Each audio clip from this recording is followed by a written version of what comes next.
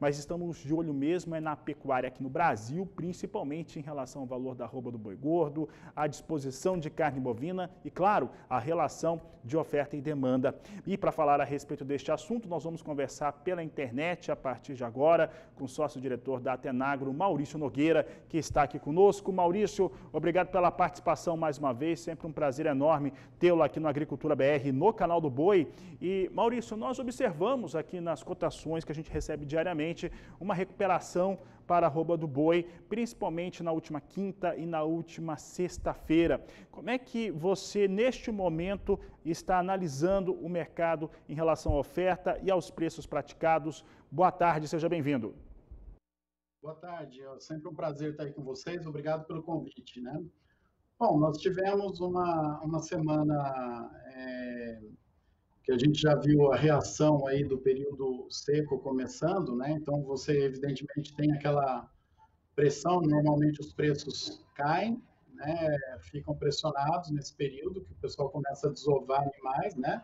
Só que nós temos uma oferta bem restrita no campo mesmo. Então o preço do bezerro cedeu um pouquinho, né? Nesse comportamento típico, mas o do boi reagiu, subiu, né? E o mercado futuro reagiu mais ainda, principalmente com essa notícia com esse acontecimento todo na Argentina, né? Uma notícia já de quase 2 semanas, mas cuja consequência vem sendo observada aí pelos agentes de mercado. Então, a expectativa do futuro é continuar dando uma margem boa aí para a rede, né? E no mercado interno, né, no preço físico aí do boi, a gente vai continuar com essa oferta apertada, né? Aí a dependência de onde os preços se equilibram vai depender do fôlego dos frigoríficos e da capacidade dos frigoríficos fazer caixa no mercado interno também, né? Não é só a exportação leva aí cerca de 25, 26% da produção total do Brasil, né? Maurício, nós observamos em relação a essa última semana e também as questões ligadas aqui à América do Sul. Há pouco eu falava sobre a Argentina e a decisão lá das entidades que representam o setor de manter até quarta-feira essa suspensão de comercialização de boi pronto naquele país. De alguma maneira, essa situação na Argentina foi anunciada no último dia 17 e, de acordo com o governo da Argentina, vai durar 30 dias.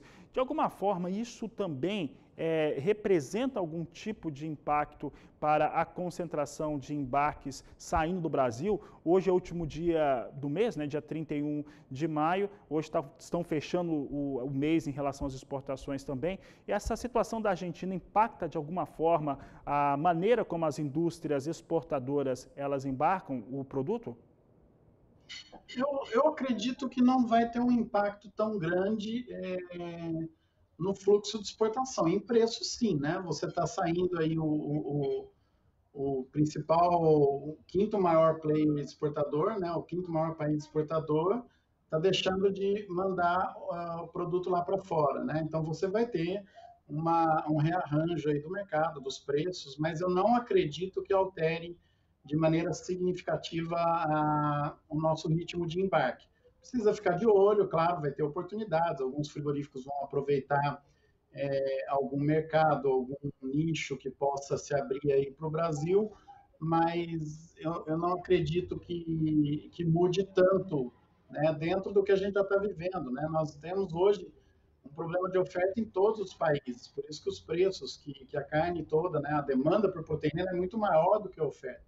Isso nós estamos falando de todas, né? Na carne bovina é a mesma coisa. Então tudo que a gente puder exportar, você está vendo, nós estamos conseguindo, estamos enviando, estamos embarcando, né? Então, a saída da Argentina, no curto prazo, tende a não mudar muito o fluxo, mas vai estimular, sim, os preços em dólar no mercado internacional. Maurício, Uma outra situação que nós destacamos aqui no Agricultura BR é em relação aos valores para arroba negociado no mercado futuro. Nós tínhamos nas últimas semanas um valor até com uma certa regularidade, eventualmente até alguma alta, fechava em queda na última sexta-feira, se eu não estou enganado, para os negócios na B3, mas de qualquer maneira, principalmente a posição de outubro, a gente tem visto ela com valores bem mais robustos. Tendência é seguir essa situação em alta aqui no Brasil?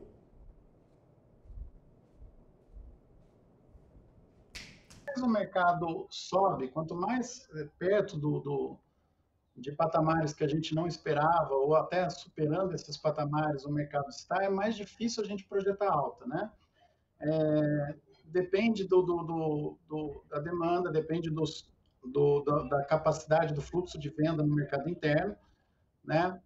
Tem fôlego para isso? Tem sim, tem espaço para a gente chegar, principalmente quando a gente considera as mudanças no markup do varejo, quer dizer, o sobrepreço que o varejo coloca, né? O sobrepreço não vai, o varejo não vai ceder esse sobrepreço por vontade própria, mas nós temos uma outra força trabalhando nesse momento no mercado interno, que é a mudança no hábito de compra do consumidor. Então, o consumidor está mais atento a ofertas de preço pela internet e assim por diante. Então, acaba fazendo com que a competição no varejo diminua esse sobrepreço. Isso é muito bom para o setor produtivo. Agora, vamos pensar lá em outubro, né? Chegando uns 340 lá em outubro. Esses preços no mercado físico se sustentam? É difícil a gente projetar isso com o preço da carne no momento atual. Os produtores não gostam, né, quando a gente comenta, quando a gente fala, quando a gente analisa indicador de frigorífico, eles estão extremamente apertados, estão extremamente pressionados. O preço hoje que paga-se no boi é insuficiente para cobrir a oferta, as vendas de carne, de couro, de sebo e de farinha de ossos, por exemplo, se a gente considerar a desossa, né? Então, o frigorífico no mercado interno está extremamente apertado nesse momento. Geralmente, quando isso acontece, ou os preços vão para cima, forçando a inflação num patamar muito maior do que a gente está conseguindo medir, ou a gente tem aquelas quedas, né? Geralmente aí cai de 8, 10, 12, 15 reais por arroba, né? E o mercado volta a se estabilizar num patamar mais equilibrado. Então, é difícil a gente imaginar, nesse momento, que o preço atinja o que está lá no mercado futuro, né? E em recomendação com clientes, o que a gente fala quando os preços estão, quando o cenário está dessa forma, né? Garanta esse preço no mercado futuro, que a chance de chegar lá é pequena. Pode chegar, mas a chance de chegar lá é pequena, né? Então você já tenta se garantir para para trabalhar com mais tranquilidade, principalmente quem engorda boi aí em sistemas de alta tecnologia, né? Maurício, eu vou trazer algumas situações, algumas variáveis, né, que nós temos dentro da cadeia produtiva. Uma delas é o dólar. O dólar hoje, especificamente, ele está em alta. Por conta do último dia do mês, nós temos o PETAX e também é feriado nos Estados Unidos, então isso mexe com o dólar. Normalmente, o último dia do mês é sempre com elevações. Mas, tirando essa situação do cenário, nós estamos vindo com um andamento para a moeda norte-americana em queda. A maior parte dos economistas que trabalham com câmbio acreditam numa valorização do real frente ao dólar. Então, essa é uma questão que afeta diretamente, principalmente, a indústria frigorífica exportadora, é o primeiro ponto. E o que afeta todo mundo é o custo aqui no Brasil em relação à engorda dos animais, tanto para boi magro quanto também para produtos como farelo de soja e como milho, principalmente. Milho, inclusive, tem uma safra que deve ser muito inferior do que aquela que Conab tem apontado, de acordo com as empresas privadas e principalmente do produtor rural, telespectador aqui do canal do Boi. Como é que, pensando neste cenário, como é que a cadeia produtiva tem absorvido essa situação? Porque as margens começam a apertar para todos os elos. Pode-se dizer assim? Apertam, apertam. Eu acredito que na pecuária de corte a gente tem algumas análises muito cruas, muito superficiais, focadas só em relação de troca. A gente mudou o patamar da arroba do boi. Então, O ano passado, nesse momento, a gente falava em 230, nós estamos agora falando em 330. Então, as relações de troca também mudam, mesmo que elas se apertam, a sobra de recursos, depois de que você compra o insumo, ela é mais suficiente para remunerar o todo. Então, em termos de rentabilidade, nós estamos trabalhando num ano que melhora a rentabilidade, né? Se a fazenda for administrada da mesma forma que foi administrada no ano anterior. É difícil explicar isso olhando insumo a insumo, né? Então, o produtor de boi, de gado de corte, está no momento favorável, diferente do que está acontecendo na suinocultura e na avicultura, por exemplo, ou no leite, né? Nesses mercados, o custo do milho, o custo do farelo de soja são muito mais expressivos na composição do que é na pecuária de corte, mesmo considerando aí estruturas de confinamento que não confinam 100% do tempo, 100% dos animais. Enfim, a gente tem que analisar com muita cautela para não tomar a decisão errada, viu? Porque quem vende o boi hoje desse preço é aquele que tomou essas decisões lá atrás, quando o cenário parecia desfavorável. Então, a gente tem que ter muita cautela no momento de decidir, nem para acreditar num cenário extremamente melhor do que e nem acreditar numa situação muito ruim. Com relação à expectativa de milho, nós temos que aguardar os números aí que estão sendo pesquisados a campo, né? Do mesmo jeito que se projeta hoje uma falha, um problema aí de safra de milho, vamos lembrar que lá em 2019 projetou-se que milho e soja dariam muito prejuízo nos anos seguintes, porque a China sairia do mercado de suíno, né? Acabaria com o rebanho, parte do rebanho. E, na verdade, o que aconteceu foi um aumento de demanda, porque o rebanho que sobrou na China, que comia porcaria, né, o resto de comida nas produções mais artesanais, ele passou a ir para um sistema industrial. Então, o todo precisa ser analisado. Eu acho um pouco prematuro dizer ainda com relação ao que vai acontecer com o mercado de milho. E o mercado futuro é um grande indicador de quem trabalha com informação, né? Como que está lendo o mercado de milho para o próximo ano. Então, a gente precisa ter cautela, pé no chão e tomar as decisões em cima dos fatos que a gente tem no momento, né? Isso que a gente recomenda para o produtor, né? Não cair nem em informações muito otimistas, nem muito pessimistas, né? Afinal, o negócio dele tem que se manter, ele tem que ter o que vender nos próximos meses, né? Ele tem que se ajustar, se adaptar a esse cenário. Para encerrar, Maurício, alguns pecuaristas aqui que entram em contato diretamente com o canal do Boi, no Agricultura BR principalmente, falavam a respeito de começarem, né, de certo modo, já um período, eles já chamam de entre safra, um pouco mais cedo, por conta da disposição de pastagem. Apesar de muitos terem investido em tecnologia, cobertura de solo, consociação, para garantir alimentos aos animais, ele entra um pouco mais fraco, essa é a expressão, um pouco mais fraco do que entrava no ano passado. Isso mexe também um pouco com a decisão, na decisão de comercializar seus animais? Acredito que mexa sim, né?